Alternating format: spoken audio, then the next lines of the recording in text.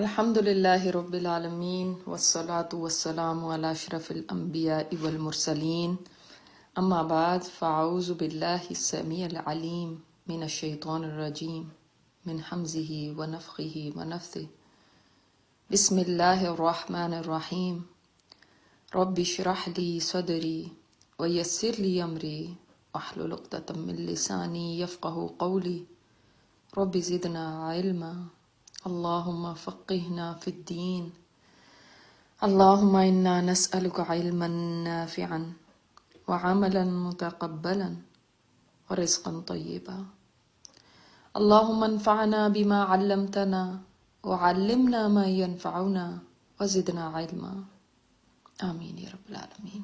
انہی چکروں میں نہ رہیں کہ دن ہو رہا ہے رات ہو رہا ہے اور دن ہو رہا ہے رات ہو رہا ہے اور کمائیاں ہی کرتے جا رہے ہیں اور بس اور کسی طرف توجہ نہیں ہے۔ تو یاد رکھیے جیسے میں نے آپ کو کہا ان کو بری چیزیں نہیں کہا گیا مگر یہ ٹیسٹ ہیں تو ان کو ٹیسٹ ہی سمجھیں۔ یہ نہ ہو کہ اس اولاد کے پیچھے انسان اللہ کو بھول جائے، یہ نہ ہو کہ اس اولاد کے ناز نخرے اٹھانے کے لیے یا انہی کی ضد پوری کرنے کے لیے انسان حرام کھا رہا ہے حلال کھا رہا ہے، کوئی پرواہ نہیں ہے۔ بس بچے نے ضد کر دی ہے، بچے نے کہا ہے مجھے یہ چیز چاہیے، بچے نے کہا ہے مجھے فلاں ویکیشن پہ جانا، بچے نہیں مانتے، بچوں کا کیا کریں۔ انسان اتنا ان کے پیچھے اپنے دین ایمان کو کھو دیتا ہے اور پھر انسان ایسا بھی ہوتا ہے کہ جب یہ چیزیں مل جاتی ہیں تو بعض دفعہ یہ بھی ہو جاتا ہے انسان سوچتا ہے کہ مجھے اب اللہ کی کیا ضرورت ہے، میرے پاس مال بھی اتنا ہے، میرے بچے بھی اچھے بن گئے ہیں، لائق ہو گئے ہیں، لائق نکل آئے ہیں، تو وہ کہتا ہے کہ مجھے کیا اللہ تعالیٰ کی طرف رغبت کرنے کی ضرورت ہے، تو وہ اللہ کو ہی بھول جاتا ہے۔ تو اس طرح سے بھی یہ چیزیں اپنے اندر گم کر لیتی ہیں۔ تو باقیات الصالحات میں رہنا، آپ صلی اللہ علیہ وسلم نے ایک بکری صدقہ کرنے کا حکم دیا حضرت عائشہ رضی اللہ تعالیٰ عنہ کو، تو انہوں نے غریبوں مسکینوں میں بانٹ دیا اس کو بکری کو۔ تو جب آپ صلی اللہ علیہ وسلم واپس آئے تو پوچھا کہ کچھ بچ گیا ہے؟ فرمایا ہاں صرف ایک دستی بچ گئی۔ شولڈر کا میٹ آپ صلی اللہ علیہ وسلم کو بہت پسند تھا، فیورٹ تھا، تو انہوں نے وہ نہیں دیا، ان کے لیے رکھ لیا، کہنے لگی سب چلا گیا صرف یہ بچ گئی ہے۔ آپ صلی اللہ علیہ وسلم نے کیا فرمایا؟ اتنی زبردست بات ہے نا، دیکھیں یہ سوچ کی بات ہوتی ہے۔ اب سوچ کے یہ بچ گیا باقی تو سب چلا گیا، آپ نے فرمایا باقی سارا بچ گیا صرف یہی رہ گئی ہے، باقی تو سارا بچ گیا، اس لیے کہ وہ جو دیا ہے نا وہ تو بچ گیا ہے، وہ تو باقیات الصالحات ہے، وہ بچ گیا۔ دیکھیں مطلب مائنڈ سیٹنگ کی بات ہے نا۔ اب ہمارے پاس سیونگ ہے، ہم کہتے ہیں یہ میری سیونگ ہے۔ سیونگ تو کبھی ہم نے یہ سوچا سیونگ وہ ہے جو میں نے صدقہ کر دی، وہ ہے سیونگ، یہ تو چلی جانی ہے، ادھر چلی گئی ادھر چلی گئی ادھر چلی گئی، پتہ نہیں ختم ہو جانی ہے۔ وہ سیونگ ہے جو اللہ کے پاس چلی گئی، وہ ہے سیونگ۔ کبھی اس طرح سے سوچا ہے آپ نے؟ ہمیں آلویز لگتا ہے یہ چلا گیا جو میں نے صدقہ کر دیا، اتنا میں دے دیا، وہ دے دیا نہیں، وہ آپ نے سیو کر لیا۔ سبحان اللہ۔ تو ہم اپنی اس طرح کی مینٹیلٹی بنائیں۔ اب دیکھ لینا یہاں پہ کہا گیا یہ بہتر ہے ثواب کے اعتبار سے، یہ بہتر ہے امید کے اعتبار سے، امید رکھنی تو ان سے رکھو، یہ بہتر ہے۔ جبکہ ہمیں کیا چیز بہتر لگتی ہے؟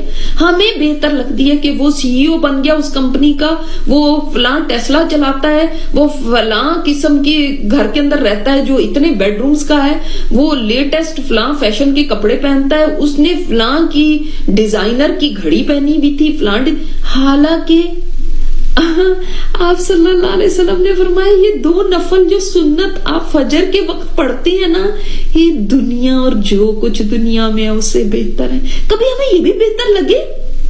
اس بات کا یقین ہے آپ کو کہ یہ بہتر ہے؟ ہمیں تو نہیں کبھی بہتر لگتے، ہمیں ایسے ہی لگتے ہیں۔ ہمیں تو لگتا ہے کہ وہ یہ بہتر ہے، یہ والی گاڑی، یہ والا گھر، یہ بتایا گیا یہ باقیات الصالحات بہتر ہیں، سبحان اللہ الحمدللہ۔ کبھی ہمیں یہ بہتر لگے؟ یہ تو ایسے ہی ہیں۔ ہاں ہماری آنکھیں پھٹی رہ جاتی ہیں، کھل جاتی ہیں جس وقت ہم ایسی گاڑی اور ایسے گھر اور ایسی چیزیں دیکھتے ہیں۔ ہمارے پیمانے کتنے فرق ہیں، اور اللہ تعالیٰ کی تو بالکل اس کی نظر میں کتنی چیزیں فرق ہیں، ہماری نظر کس طرح کی ہے، اللہ کے ہاں کیا چیز ہے، بالکل ہی ڈیفرنٹ ہے۔ ہمیں ویسی بنانی ہوگی تبھی تو ہم ان چیزوں کے لیے اسٹرائیو کریں گے۔ باقیات الصالحات کے لیے. اگر ہماری نظر وہ ہے جو جیسی باقی کافر کی بھی تو نظر یہی ہے, ہماری بھی وہی نظر ہے, تو پھر کیا فرق ہے؟ کیا چیز ہے جو ہماری ڈیفرنٹ ہے؟ ہمیں یہ نظر بنانی ہے جیسے قرآن ہماری نظر بنوا رہا ہے. قرآن ہمیں دیکھنا سکھا رہا ہے کہ تمہاری مائنڈ سیٹنگ ایسی ہونی چاہیے, تمہاری نظر یہ ہونی چاہیے, تمہاری نظر ڈیفرنٹ ہونی چاہیے دوسروں سے. لیکن میری نظر ڈیفرنٹ نہیں ہے, میری نظر ایسی نہیں ہے کہ مجھے باقیات الصالحات خیر نظر آئیں, بہتر نظر آئیں, کیونکہ میری نظر کچھ اور چیزوں کو بہتر سمجھتی ہے. عند ربک کا تمہارے رب کے نزدیک, ہاں دنیا کے نزدیک یہ نہیں ہوگی, دنیا کے نزدیک باقیات الصالحات شاید کچھ بھی حیثیت نہ رکھتی ہوں, دنیا اس کو بالکل ایسے ہنستی ہو اس بات کے اوپر, لیکن عند ربک کا تمہارے رب کے نزدیک یہ ہے جو بہتر ہے چیز, یہ ہے جو تمہارے فائدے کی چیز ہے. اب شفٹ کریں ہم سب اپنے مائنڈ کو اس طرف, شفٹ کریں, اپنی سوچ کو بنانا ہے, ری شیپ کریں. ایک وہ سوچ ہے جب سے ہم پیدا ہوئے, ہم سکولوں میں گئے, ہم پلے بڑے کالجوں میں گئے, ہمیں سارا وقت یہی دکھایا جاتا رہا المال والبنون, المال والبنون خیر, المال والبنون زینت الحیات الدنیا, بس یہی ہے, یہ زینت ہے, بس اس کے پیچھے بھاگو, یہی ہے, سب کچھ یہی ہے, یہ مل گیا یو آر سکسیسفل, یہی ہے بیسٹ چیز جو تمہیں بیسٹ بناتی ہے.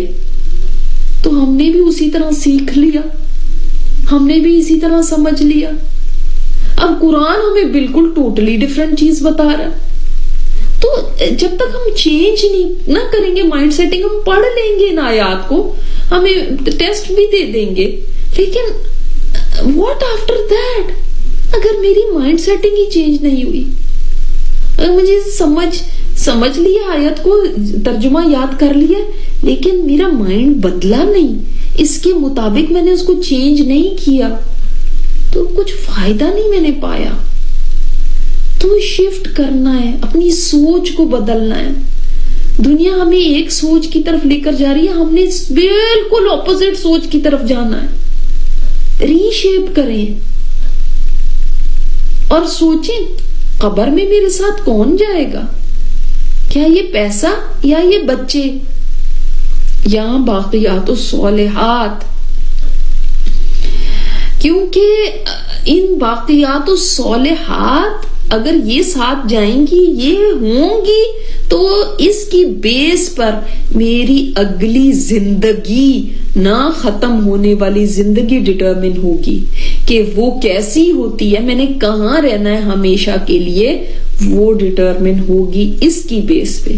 حدیث میں آتا ہے نا, آپ صلی اللہ علیہ وسلم نے فرمایا کہ بہترین آدمی وہ ہے جس کی عمر لمبی ہو اور وہ نیک عمل کرے. یعنی اللہ تعالیٰ نے اس کو عمر تو لمبی دی, اس میں تو اس کا کوئی کمال نہیں, اللہ نے اس کو لمبی عمر دی, لیکن اس نے ساری زندگی سے فائدہ کیا اٹھایا؟ نیکیاں کرتا رہا, نیکی پہ جمع رہا, کیونکہ جتنی لمبی عمر ہے اتنی نیکیاں کرتے رہنا, کرتے رہنا, کرتے رہنا, اس پہ جمے رہنا ساری زندگی. یہ کوئی آسان کام تھوڑی ہے, لیکن لوگ اس نعمت سے فائدہ نہیں اٹھاتے. اسی لیے فرمایا دو نعمتیں ایسی ہیں جن کی لوگ سب سے زیادہ ناقدری کرتے ہیں, صحت اور فراغت. صحت آپ کے پاس ہے, اس کو بھی نہیں فائدہ اٹھایا کہ اس صحت کے زمانے میں کچھ کر لیتے. فراغت آپ کے پاس ہے, تو جو ہی فارغ ہوتے ہیں تو دماغ میں کیا آتا ہے, ہاں بور ہو رہے ہیں ہم, چلو کوئی مووی دیکھنے چلتے ہیں, چلو کہیں باہر ویکیشن پہ چلتے ہیں. فارغ ہوئے, جہاں چھٹی ملی اسی وقت ویکیشن کے خیالات آنے لگتے. کبھی نہیں انسان سوچتا کہ میں اب قرآن اٹھا لوں, میں اب اپنی باقیات الصالحات بڑھا لوں, میرے پاس فارغ وقت آیا. فارغ وقت کو کیا, اگر بوڑھے والدین بھی ہوتے ہیں تو بچے کیا کرتے ہیں, آپ سارا دن کیا کرتے رہتے ہیں, بور ہوتے رہتے ہیں, چلے میں آپ کو کوئی مووی دکھا کے لاتی ہوں, یا یہ مووی دیکھ لیں. نہ ان کے ہاتھوں میں بھی کوئی گیجٹس پکڑا دیے ہیں کہ بس آپ یہی کرتے رہیں, آپ بھی فیس بک دیکھا کریں, آپ بھی یہ تھا کہ ہمارے تو سر سے اترے, ہمیں نہ کچھ کرنا پڑے. تو فارغ وقت کے ان کو بھی وہی مشغلوں پہ لگا دیا, خود بھی انہی کاموں پہ لگے نا. ہم سوچتے ہی نہیں کہ یہ زندگی کی مہلت جو تھوڑی دیر کی بہار آئی ہوئی ہے یہ جلدی خزاں میں بدل جانی ہے.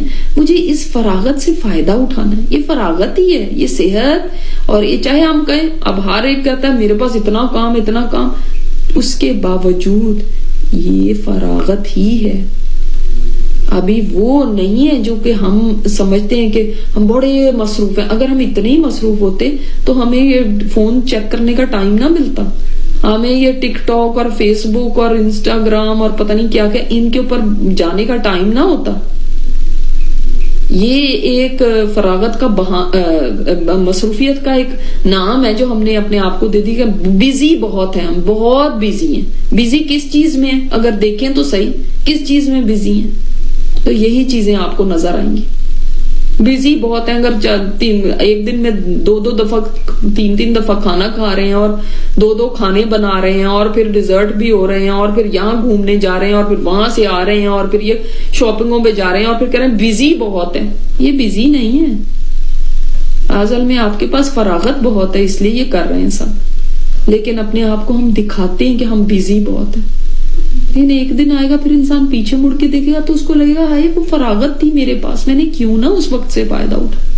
تب سمجھ آئے گی کہ وہ فراغت تھی. آج کون سا بندہ ایسا ہے جو کہ ان سوشل میڈیا کی سائٹس پہ نہیں ہے؟ ہر بندہ ہے, ہر ایک کا اکاؤنٹ ہے. جس کا مطلب اتنی تو فراغت ہے ہی نا کہ ان سب کو چیک کرتے ہیں, دیکھتے ہیں, ان پہ ٹائم گزارتے ہیں. کوئی 2 گھنٹے, کوئی 4 گھنٹے, کوئی اتنا موویز دیکھتے ہیں, ڈرامے دیکھتے ہیں, ان میں کتنا ٹائم چلا جاتا ہے. تو یہ آج جس کو ہم بڑی مصروفیت کہہ رہے ہیں, ایک دن سمجھ آئے گی کہ یہ وقت بھی ہمارے پاس تھا, ہم نے اس سے فائدہ نہ اٹھایا. اللہ اکبر. تو اللہ تعالیٰ دکھا رہا ہے پھر وہ سین. سبحان اللہ سبحان اللہ, اللہ اکبر. ابھی بتایا نا کہ کیا چیز ہے جو امپورٹنس رکھتی ہے اور کون سی چیز ہے جس کو تم نے سمجھا ہے کہ جو ہے یہ ہے بس جس کے اوپر لگا دو اپنا وقت اور سب کچھ. تو ایک وہ سین دکھایا بہت فاسٹ فارورڈ کر کے آگے, ایک ایسا سین دکھا دیا کہ جب وہ آ جائے گا نا تو پیچھے پلٹنا مشکل ہوگا, ناممکن ہوگا. وہ کیا سین ہے, سبحان اللہ. یہ بھی اللہ تعالیٰ کی بڑی رحمت ہے کہ وہ وہاں جا کے دکھا دیتا ہے ہمیں. تو وہاں چلیں, دیکھتے ہیں کیا اللہ تعالیٰ ہمیں دکھا رہا ہے. قرآن ہے نا, سبحان اللہ. یہ قرآن ایسا ہے کہ آپ کو وہ دنیا جو غیب کی دنیا ہے, جو فیوچر جو ابھی تک آیا نہیں اور پتہ نہیں کب آئے گا وہ وقت, اس کو ایسے ہمارے سامنے ایک تصویر بنا دیتا ہے کہ انسان کو لگتا ہے کہ میں اس وقت میں پہنچ گیا ہوں. اس وقت میں جب انسان پہنچے گا تب تو خواہش تمنا بھی کرتا رہے گا نا کہ میں واپس چلا جاؤں, تو نہیں جا سکے گا. مگر آج ہم اپنی امیجنیشن میں اگر وہاں پہنچ جاتے تو ہم واپس آ سکتے ہیں. وہ کیا وقت ہے, وَيَوْمَ نُسَيِّرُ الْجِبَالَ, اور جس دن ہم چلا دیں گے نا پہاڑوں کو, وَتَرَى الْأَرْضَ بَارِزَةً, اور تم دیکھو گے زمین کو بارز, بالکل کھلی بھی, ظاہر زمین ایسے ہو جائے گی سب کے سامنے آ جائے گی. اس کے ایک تو معنی یہ ہے کہ یعنی زمین بالکل فلیٹ کر دی جائے گی, زمین میں کوئی اتار چڑھاؤ نہیں ہے, نہ کوئی ویلیز ہیں, نہ کوئی پہاڑ ہیں, کیونکہ پہاڑ کیسے کرے جائیں گے, چلا دیے جائیں گے.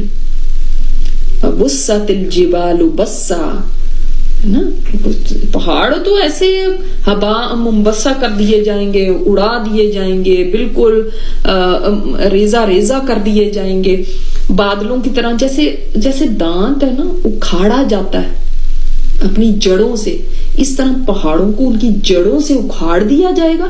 اکھاڑ کے پھر اس کے بعد ان کو پیسز کر کے کراش کر دیا جائے گا, ایسے جیسے پاؤڈر ہوتا ہے. اور پھر وہ تو ظاہر ہے جب کوئی پاؤڈر چیز ہے تو وہ تو بادلوں کی طرح ایسے جائے گی, اسی لیے کہا گیا نا یہ بادلوں کی طرح چلیں گے. اللہ اکبر. اور اس سے انسان کو سمجھا دیا گیا کہ دیکھو یہ ہے جو یہاں پہ ہونے والا ہے. یہ پہاڑ اگر ایسے ہو جائیں جن کو تم اتنا سٹیبل سمجھتے ہو, اتنا مضبوط سمجھتے ہو, تو سوچو کہ پھر اوروں کا کیا حال ہوگا. اور یہ زمین جو کہ تمہیں بالکل سیدھی اور وہ لگتی ہے کہ بالکل یہ بھی سٹیبل ہے, یہ بھی ہلا ماری جائے گی. زلزلت الارض زلزالہا, زلزلہ ایسا آئے گا, ایسے ہلا ماری جائے گی. وَإِذَا الْأَرْضُ مُدَّتْ, یہ بھی ہے نا, فلیٹ کر دی جائے گی, بالکل سیدھی. اور ایک دوسرا معنی اس کا, یہ تو ایک معنی ہو گیا نا, اس کا دوسرا معنی یہ ہے کہ یہ زمین بارزہ, کھلی بھی ہو جائے گی, یعنی ظاہر ہوگی نا. ظاہر معنی بارز کا مطلب یعنی ظاہر کرنے والی ہو جائے گی, یعنی اس کے اندر جو کچھ ہے یہ ظاہر کر دے گی. کیا کچھ ہے اس کے اندر. کتنے انسان ہیں جو آدم علیہ السلام سے لے کے اب تک, کتنے انسان اس کے اندر ہیں, کتنے جانور ہیں, کتنے چرند پرند ہیں, سب اس کے اندر ہی گئے ہیں. کتنی اس کے اندر خزانے ہیں, یا جو کچھ بھی اس کے اندر دھاتیں یا جو کچھ سب اگل دے گی, باہر کر دے گی, خالی ہو جائے گی سب الٹ کے. وَأَلْقَتْ مَا فِيهَا وَتَخَلَّتْ آتا ہے نا, تو سب کچھ الٹ کے اور اندر سے اس کے اندر کچھ نہیں رہے گا. سوچے ذرا کہ کتنا کچھ ہے اس کے اندر اور سب باہر آ جائے گا تو کیا ہوگا. اللہ اکبر. یعنی ہمیں بتایا اصل میں یہ جا رہا ہے کہ اس چیز کی فکر کرو, اس دن کی فکر کرو. اس دن باقیات و صالحات ہی کام آنی ہے. وَحَشَرْنَاهُمْ, ہم جمع کر لیں گے ان کو. فَلَمْ نُغَادِرْ مِنْهُمْ أَحَدًا, ہم اکٹھا کر لیں گے ان کو اور ایک بھی ان میں سے باقی نہیں بچے گا. مِنْهُمْ کا مطلب کیا, جو بھی زمین پہ ہے نا ان سب کو ہم اکٹھا کر لیں گے. یعنی کیا کچھ ہے, کیا صرف انسان ہے زمین پہ, انسان بھی ہیں, اور زمین کے اوپر اور اس کے نیچے, اس کے اندر ہر چیز. میں نے ابھی بتایا نا کتنے جانور ہیں, کتنے, حتیٰ کہ ایک مکھی کو بھی جمع کر لیا جائے گا, حتیٰ کہ حشرات الارض جتنے بھی ہیں سب کو جمع کر دیا جائے گا. اذا الوحوش حشرت, وحشی جانوروں کو بھی جمع کر لیا جائے گا. یعنی حدیث میں ہم دیکھتے نا کہ ایک بے سینگ بکری کو سینگ والی بکری نے مارا ہوگا تو اس کو بھی اللہ تعالیٰ حساب کے لیے اس دن جمع کر لے گا. تو سوچیں کہ کوئی بچے گا نہیں, کوئی بھی نہیں بچ سکتا.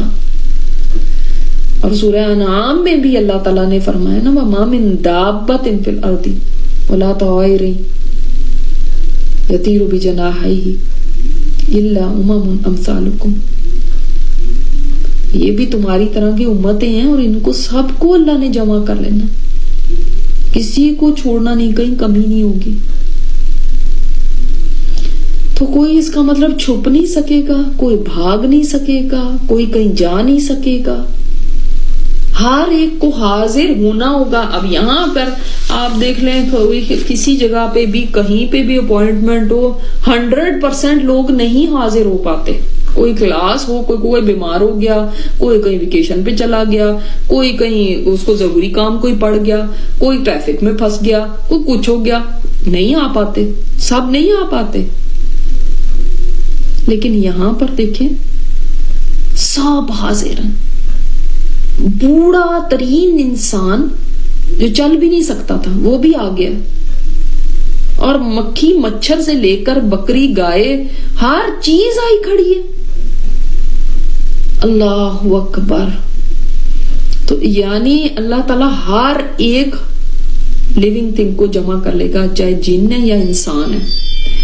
اور پھر فرمایا وَعُرِضُوا عَلَىٰ رَبِّكَ صَفًّا, سب اپنے رب کے سامنے صفوں میں کھڑے ہوں گے. ایسے نہیں کہ ہیپ ہیزرڈ کھڑے ہوئے ہیں, کوئی ایسے نہیں کہ ایک ہجوم ہی ہے, صفوں میں کھڑے ہوں گے. دنیا میں تو صف بنانے کو کہہ دیں تو ایک مسجد میں بھی ایک صف بھی سیدھی نہیں ہوتی. کوئی بیچ میں کرسی رکھ کے بیٹھ جاتا ہے, وہ صف ہی توڑ دیتا ہے. اور صف جو ہوتی ہے وہ کھڑے ہونے سے ہوتی ہے, بیٹھے بھی نہیں ہوتی. اس کا مطلب کوئی بیٹھا نہیں ہوگا وہاں پہ, یعنی اتنا چھوٹا بچہ بھی جو دنیا میں پیدا ہوا اور ایسا بچہ جو گر گیا وہ بھی اس دن ہوگا. یعنی گر گیا سے مطلب یہ ہے کہ ایبورٹ ہو گیا تھا یا اس کو ایبورٹ کرا دیا گیا تھا لیکن اس میں روح پڑ گئی بھی تھی, وہ بچہ بن گیا ہوا تھا, وہ بھی اس دن ہوگا. سبحان اللہ, اللہ اکبر. لیکن کیا چیز نہیں ہوگی؟ کیونکہ زمین تو فلیٹ ہو چکی ہے. نہ گھر ہوں گے, نہ گاڑیاں ہوں گی, نہ کپڑے ہوں گے, نہ جوتے ہوں گے, نہ میک اپ ہوگا, نہ جیولری ہوگی, نہ ناشتہ ہوگا, نہ لنچ ہوگا, نہ ڈنر ہوگا. کوئی کچن ہی نہیں ہوگا, نہ کوئی باتھ روم ہوگا, نہ کوئی دکان ہوگی, نہ فون ہوگا, نہ انٹرنیٹ ہوگا, نہ اخبار ہوگا, اور نہ ہی کوئی بریکنگ نیوز ہوگی. نہ دوست احباب ہوں گے, نہ کوئی بچے, والدین, نہ ہمسائے, کوئی بھی نہیں ہوگا. یہ نہیں کہ ویسے نہیں ہوں گے, موجود تو ہوں گے مگر وہ اپنے نہیں ہوں گے. اللہ اکبر. نہ کوئی پرسان حال ہوگا. آج تو ہم فوراً کہہ دیتے ہیں نا حکومت ہماری امداد کے لیے نہیں آئی, تو وہاں پہ تو کوئی بھی ایسے حکومت کے عہدیدار نہیں ہوں گے, کوئی NGO نہیں ہوگی. اللہ اکبر. اور صف در صف سب نے کھڑے ہونا ہے, صفوں میں کھڑے ہوں گے. اور اس کے بارے میں آتا ہے کہ آپ صلی اللہ علیہ وسلم نے فرمایا کہ اہل جنت کی 120 صفیں ہوں گی قیامت کے دن. اس کا مطلب ہے کہ جنت والوں کو الگ کھڑا کیا جائے گا, جہنم والوں کو الگ کھڑا کیا جائے گا. اس سے تو یہی پتہ چلتا ہے. اور فرمایا کہ اس میں سے 80 صفیں میری امت کی ہوں گی, باقی 40 ساری باقی امتوں کی ہوں گی. ہمیں یہ بھی پتہ چلتا ہے کہ ہر پیغمبر کے پیچھے اس کی امت ہوگی, تو اس کا مطلب ہے کہ پیغمبروں کے ساتھ ان کی صفیں, امتیں صفوں میں کھڑی ہوں گی. یہ بھی سمجھ میں آتا ہے. ایک حدیث سے پتہ چلتا ہے کہ کتاب توحید میں یہ حدیث ہے کہ اللہ تعالیٰ قیامت کے دن آواز دے گا, ایک ایسی آواز جو اونچی ہوگی مگر خوفزدہ کرنے والی نہ ہوگی. اس آواز کو محشر میں سب سنیں گے. اللہ تعالیٰ فرمائے گا, اے میرے بندو میں اللہ ہوں, آج کوئی بھی الہ نہیں ہے, اور میں ارحم الراحمین ہوں, اور احکم الحاکمین ہوں, اور اسرع الحاسبین ہوں. حساب میں یعنی سب سے زیادہ جلدی کرنے والا. پھر اللہ تعالیٰ فرمائے گا, میرے بندو آج تم پر کوئی خوف نہیں, نہ تم غمگین ہوگے, بس اتنا کرو کہ اپنی دلیل لے کر میرے پاس آؤ. یعنی جو بھی تم نے کام کیے نا دنیا میں ان کی دلیل لاؤ کہ کیوں کیے ہیں تم نے, اور ہم آج تم سے سوال کریں گے. تو جو کوئی سوال کیا جائے وہ آسان جواب تلاش کر لے, اس لیے کہ آج سوال کیا جائے گا نا, تو تمہارا آج حساب کتاب ہونا ہے.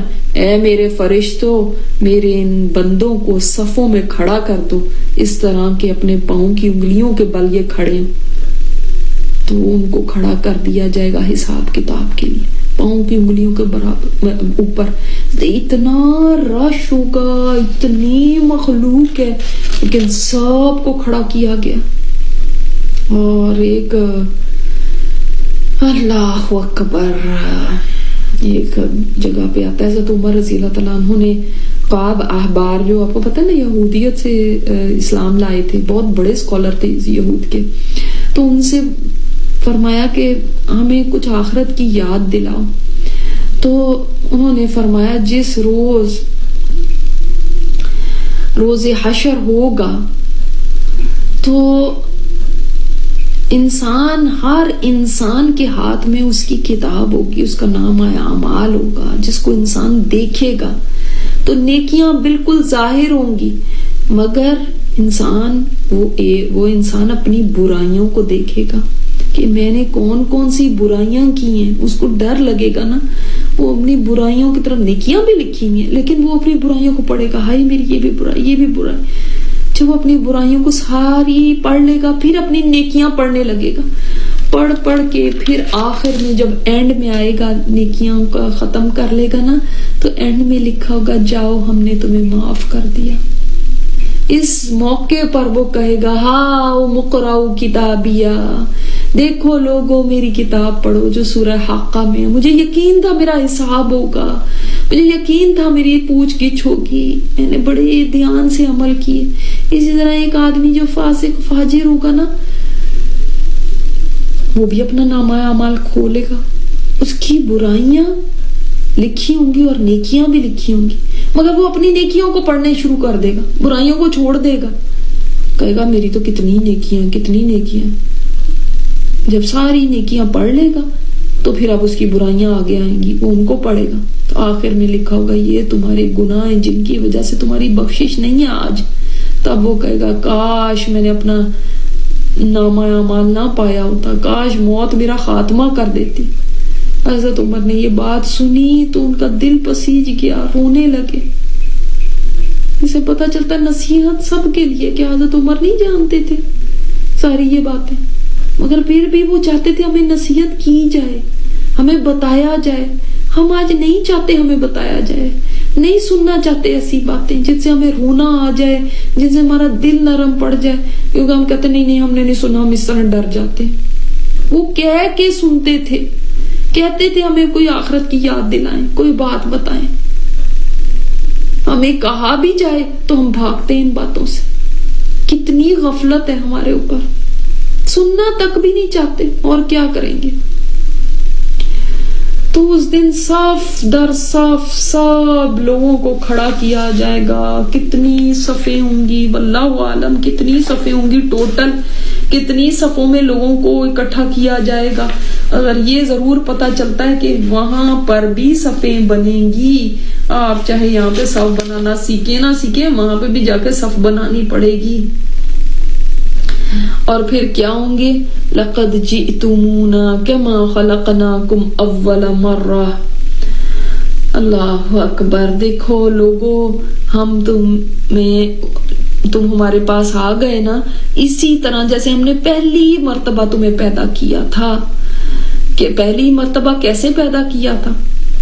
ننگے جسم آئے تھے دنیا میں، کپڑے نہیں پہنے ہوئے تھے، بے ختنہ آئے تھے، ختنے نہیں ہوئے ہوئے تھے، پیر بھی ننگے تھے، ویسے ہی آئے، بے سر و سامانی کی حالت میں تھے، خالی ہاتھ تھے نا، خالی ہاتھ ہی وہاں پر پہنچو گے.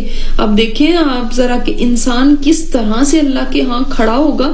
کہ وہ دوست احباب ہیں، لیکن آج وہ دوست احباب تو ایسے ہی ہے کہ انسان اتنے ہجوم میں بھی بالکل اکیلا.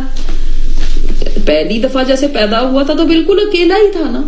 اللہ کے حتیٰ کہ کہا گیا کہ انسان اسی طرح پیدا ہوگا جیسے وہ دنیا میں پیدا ہوا تھا. یعنی اگر اس کے کوئی آرگنز دنیا میں نکال دیے گئے، مثلا کسی کے کوئی ٹرانسپلانٹ ہو گیا، کچھ چیز نکال دی ایک، یا مثلا اس کا دانت نکال دیا، یا اس کے کوئی عضو جو بیکار ہو گیا تھا وہ کاٹ دیا گیا تھا دنیا میں، وہ پیدا تو اس کے ساتھ ہوا تھا اور ہاتھ پیر کہیں کاٹ دیے گئے، تو اب وہ وہاں پر ان کے ساتھ پیدا ہوگا. حتیٰ کہ وہ جو ختنے میں جتنا حصہ اس کا نکال دیا گیا تھا وہ بھی نکلا ہوا نہیں ہوگا، وہ بھی اس کو لے کر پیدا ہوگا. اسی لیے تو بے ختنہ ہوگا نا، بے ختنہ ہوگا.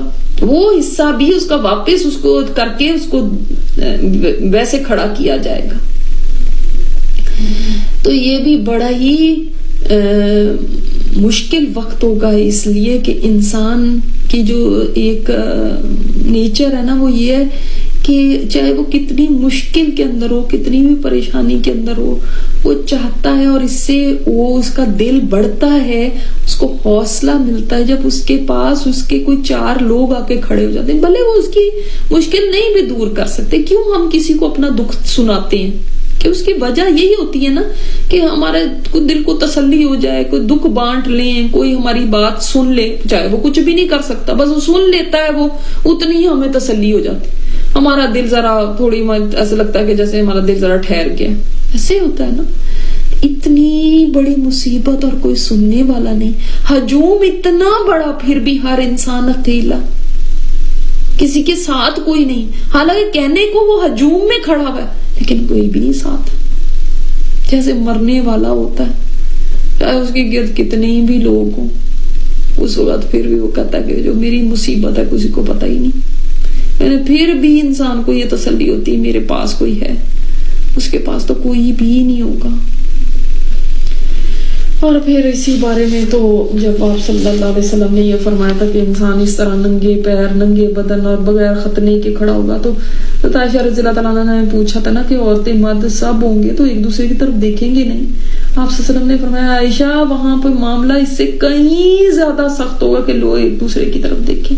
اور یہ تو بہت ہی مشکل ہے کہ کوئی کسی کو نہ دیکھے اس دنیا میں. آپ دیکھیں کہ کوئی حسین جمیل لڑکی آ جائے تو کوئی بوڑھا آدمی بھی ہوتا ہے اس کا بھی چہرہ گھوم جاتا ہے، وہ بھی دیکھنے لگتا ہے. وہاں پہ کتنی حسینائیں، کتنی خوبصورت، کتنی جوان، کتنی ایسی لڑکیاں ننگے بدن کھڑی ہوں گی، کوئی دیکھنے والا نہیں ہوگا. کتنے چور ڈاکو اور گندے قسم کے لوگ بھی، زانی شرابی، وہ بھی ہوں گے وہاں پہ، وہ بھی تک نہیں دیکھیں گے. اس کا مطلب ہے کہ کیا حال ہوگا، اس سے ہی آپ امیجن کر سکتے ہیں کہ انسان کس پوزیشن میں ہوگا. سبحانک اللہم و بحمدک نشہد ان لا الہ الا انت نستغفرک و نتوب الیک. السلام علیکم ورحمۃ اللہ وبرکاتہ.